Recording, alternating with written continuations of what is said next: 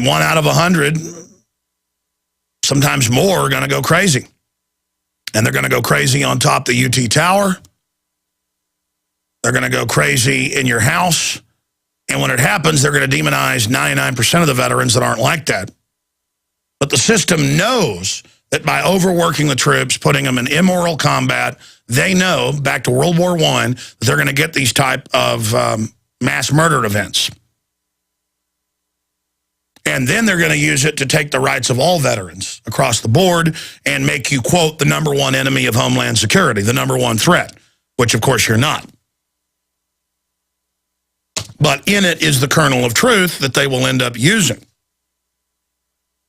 But it is scary when some crazed veteran cop pulls you over and is in some type of murderous rage, and I've seen the videos online of it for no reason, and just starts beating people up or shoots them. You know, sometimes you turn somebody into a killing machine, they don't know how to turn it off. I mean, I don't think of myself as the toughest, baddest guy on the block, but my problem is when people start fights with me, my problem is I want to get in a fight. And I'm older and realize that's weakness, so I know I've learned how to control myself. But I can't imagine if I'd been trained to be a soldier and been in 5-6 tours of combat and was just used to killing people all the time, what that would be like. Shooting somebody's like punching somebody in the nose when you've done it that long, from veterans I've talked to. All right, I've already digressed. Let me do this. I'm going to get into the African invasion that's been announced after this short segment when we start the next long segment. But I look at this constellation of news here in front of me. Why are millions of Americans preparing for doomsday? Big article from the Economic Collapse blog that's up on Infowars.com. There's another big survey out. Doomsday survey. 51% of Americans believe a financial collapse is imminent. 85% say country is overwhelmingly underprepared. Meanwhile, the feds are building bunkers and armoring their facilities and hoarding food and water and weapons everywhere and saying, we're bad if we do it.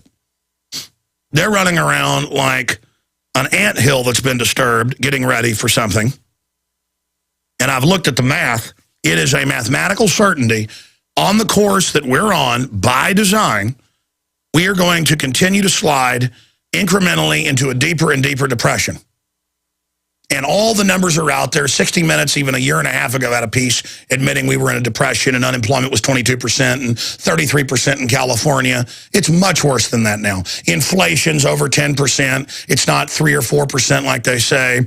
You know that. I know that. Everything costs more. And Americans, there's a certain point. Joseph Goebbels wrote about this. I've read a lot of his writings, and a lot of his work got picked up. Well, he stole a lot of work from Edward Bernays, who was a big propagandist for the Department of War here in the U.S., wrote the book called Propaganda, but actually wrote the book on propaganda. And Goebbels said, hey, at a certain point, we've got to start being honest with the Germans. This is once World War II was going, because if we're telling them we're winning all the battles and we're not, we lose all credibility. We've got to start being more honest. That's kind of like Baghdad Bob. As explosions are going off 5 miles behind him, you can see him and hear him. He's going, there are no Americans, pigs here. They have been kicked out of Iraq completely. And you see explosions behind him. And you hear jets flying over. And that's what the New World Order is like. They're like Baghdad Bob. We ought to do a news piece on that. The American pigs are not even in Iraq. They have all been defeated. Yeah. Same thing. There's no depression. Everything's fine. We're not in a police state. The TSA is not abusing you, sticking their hands in your pants. Everybody's real healthy. Sure, cancer's up a few thousand percentage points. So people are not buying what the government says anymore, or the mainstream media. The problem is, just because they don't buy what they're being told, they still don't know what's going on. I mean, if the public knew what I know, what you know, if they really knew how deep the rabbit hole went, which is bottomless, then there'd be a whole nother situation. We'll be back with the big news. The front lines of the info war. I'm Alex Jones, your host, attempting in my own little way to resist tyranny. I know the power of humanity. I know the power of the human spirit. And all you need to do is to stop second-guessing yourself like I know I've done, and just take action and commit to the fight for liberty, and that will build a better world. But deciding that we can't stop corruption and also not researching propaganda but just accepting it on the surface is the mother of all of our problems. All right. I want to be clear here. I've done deep research on Africa. I've done deep research on the all-encompassing geopolitical tectonic shifts that have taken place in the last few centuries. And undoubtedly, there is a global proxy war going on in Asia, the Middle East, Central Asia, of course, Eastern Europe, Africa, Latin America. There are mercenaries, the bankers call them jackals, all over the world assassinating and killing people 24/7 that won't give in to the big six mega banks and their fractional reserve banking derivatives fraud machine. And it's very frustrating to see the 5% of people,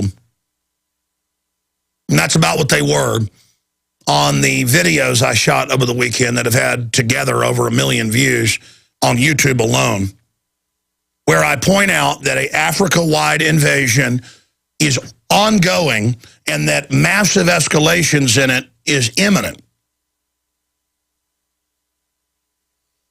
And I laid out in those videos exactly what would happen, exactly what would be pushed, and I called Angelina Jolie out as a war criminal who should be arrested.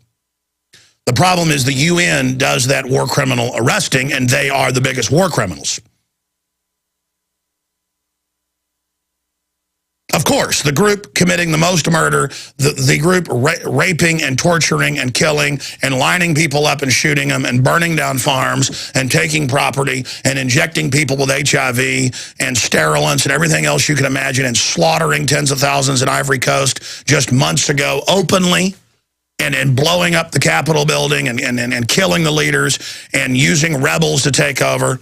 It's the UN. Death on wheels. And to see the open psyop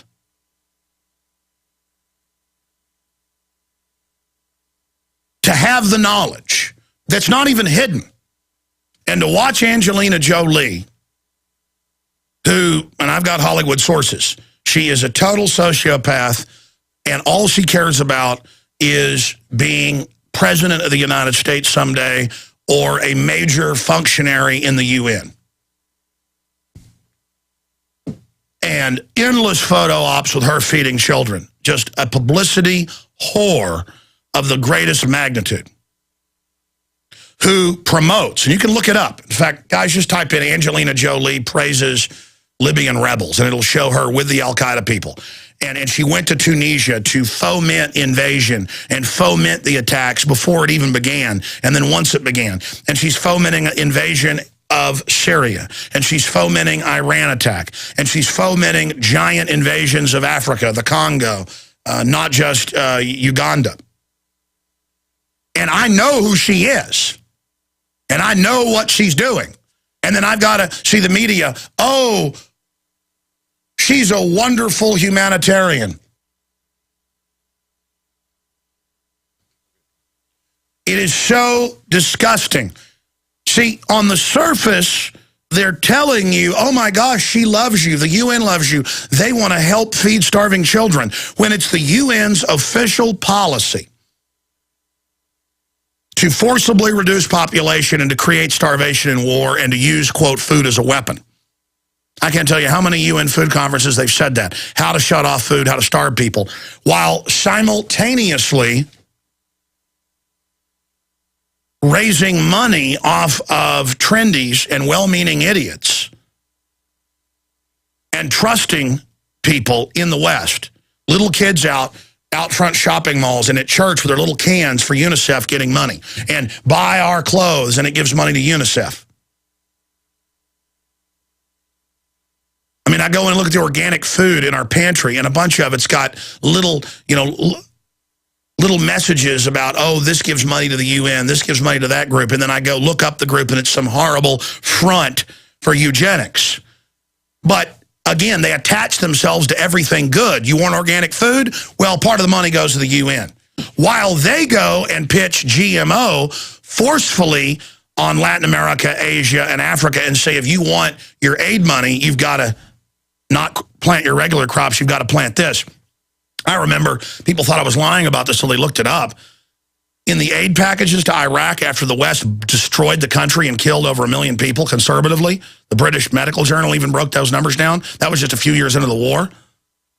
They announced that they were forcing them to not be allowed to buy organic seeds. You had to buy Monsanto and Archer Daniels, Midland, and a few others, where you've got to get the seeds for them every year, killing 5,000 to 6,000 years of those people keeping those incredible varieties of seeds that are better than anything you could ever imagine in a store.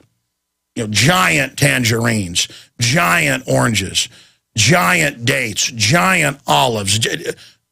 On record, this was all in the news. They had engineering teams all over the Tigris-Euphrates for now 8 years, bulldozing systematically everything. And I've talked to troops who were like, yeah, I was in basic training, heard your show, thought you were a liar. I had to actually go run security while they cut down every tree. And the people would sit there crying, going, my great-great-grandfather said that tree was there with his great-great-grandfathers. That's where we got our olives from. We're going to die now. We're going to starve to death. They're like, well, snipers could hide in these. They bulldozed over 90%. You can go look this up, of all of their trees that you live off of. Now, that's what America now stands for. That's what the UN stands for. That's what the bankers that run our country do. That's what they're doing in Africa, and that's why I get mad at people like Angelina Jolie, because I could sit there and say arrest Ban Ki-moon all day, which I've done. I could say arrest Kofi Annan, who got caught committing a bunch of crimes and stealing aid that was supposed to go to starving people. I can call for arrest of UN soldiers caught raping and kidnapping women and children everywhere they go. A trail of destruction, but no one really knows them or cares. So, when I do years of research on Angelina Jolie, never talking about her, I happen to know she's seen my films. I happen to know they know who I am. I happen to know that they know about the New World Order. And what did they do? They ran off to be part of it. I happen to know that Angelina Jolie knows exactly what she's doing. So, I don't just take some Hollywood star that supports the UN or goes in place for some UN event because they mean well,